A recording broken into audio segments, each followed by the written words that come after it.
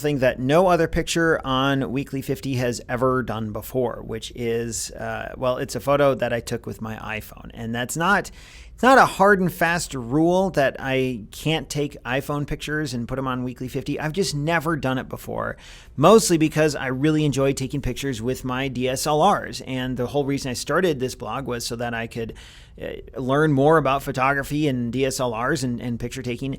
Now, I have an iPhone SE, the 2020 version. I also, before that, I had an iPhone SE, the 2016 version. They're not top of the line or anything, but the cameras are okay. And yet I take snapshots with them. I take photos of my kids sometimes. Mostly I like using my Fuji X100F because I just like the output of that X100F. There's just something about it.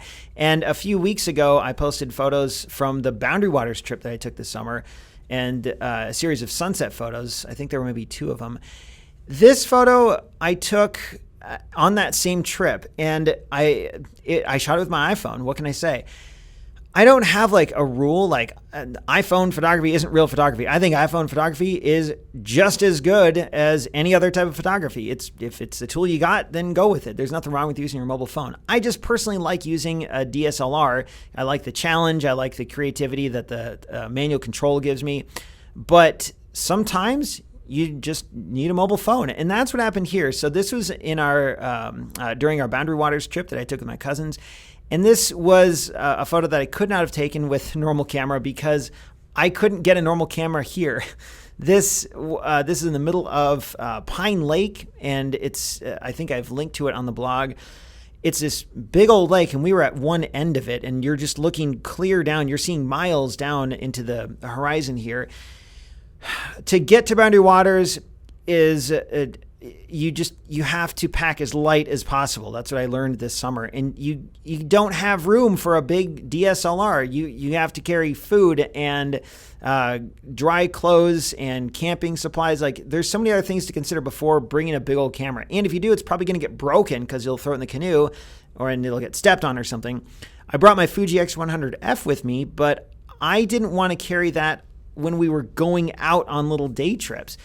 So that left me with my mobile phone, and I kept my iPhone with me when we were going out in the canoe, like on this day, because it's just a better camera for the situation. The only camera I was able to bring was my Fuji, and I'm not going to risk dropping that in a lake to get a snapshot while we're out canoeing. And my phone I don't want to drop that either, but it's smaller. I can put it in my pocket, and it's also waterproof. So I wasn't too worried about dropping it, just surviving the trip. So we're paddling across Pine Lake, and I was in the middle of the canoe, and I look out, and here's this beautiful vista, and you got these clouds that are hanging overhead to give a sense of scale as the clouds are receding in the back. You got this blue sky, blue water.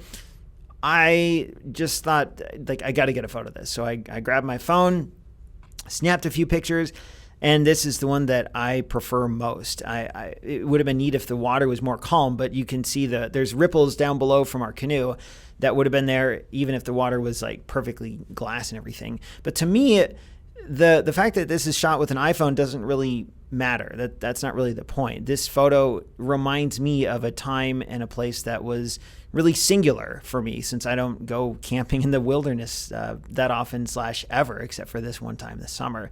So I don't have anything grand to say here. I'm not going to change the world with this photo, but this is a good reminder to me that that anyone, but me specifically, can make good images even if all I've got is a mobile phone.